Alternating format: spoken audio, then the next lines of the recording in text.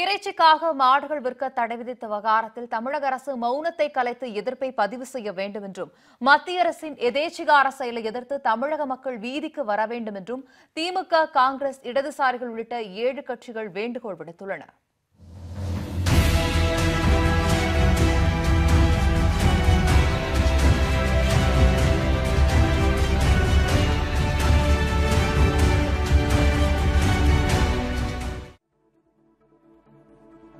இறைச்சிக்காக மாடுகளை விற்க தடை விதித்ததை கண்டித்து திமுக செயல் தலைவர் மு.க.ஸ்டாலின், தமிழ்நாடு காங்கிரஸ் கமிட்டி தலைவர் திருநாவுக்கரசர், மார்க்சிஸ்ட் கம்யூனிஸ்ட் கட்சியின் மாநில செயலாளர் ஜி. ராமகிருஷ்ணன், இந்திய கம்யூனிஸ்ட் கட்சியின் மாநில செயலாளர் முத்தரசன், விடுதலை சிறுத்தைகள் கட்சித் தலைவர் திருமாவளவன், இந்திய யூனியன் முஸ்லிம் லீக் செயலாளர் காதர் மொய்தீன், மனிதநேய மக்கள் கட்சித் தலைவர் ஜவாஹிருல்லா ஆகியோர் கூட்டறிக்கை ஒன்றை வெளியிட்டுள்ளனர்.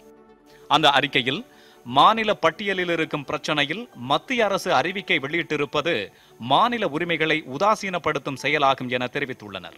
வறட்சியின் பிடியில் வாழ்வை அடமானம் வைத்திருக்கும் விவசாயிகள் இனி பால் சுரப்பு நின்று போன மாடுகளையும் விவசாய பணிகளுக்கு உதவாத வயது முதிர்ந்த மாடுகளையும் தொடர்ந்து பராமரிக்க வேண்டும் என்ற நிலை பெரும் பொருளாதார இழப்புக்கு அவர்களை தள்ளும் என்றும் தெரிவித்துள்ளனர்.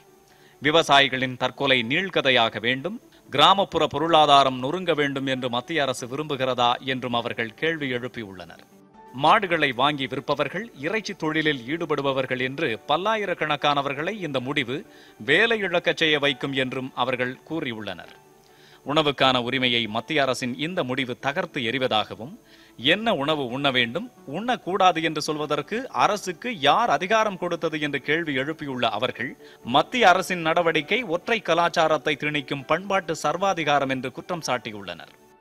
கர்நாடகா, கேரளா, மேற்கு வங்கம், திரிபுரா, புதுச்சேரி அரசுகள் இதற்கு அடிபணிய மாட்டோம் என்ற நிலை எடுத்திருப்பதை வரவேற்கும் அதே நேரத்தில் தமிழக அரசு மௌனத்தை கலைத்து எதிர்ப்பை பதிவு செய்ய வேண்டும் என்று அவர்கள் வலியுறுத்தியுள்ளனர்.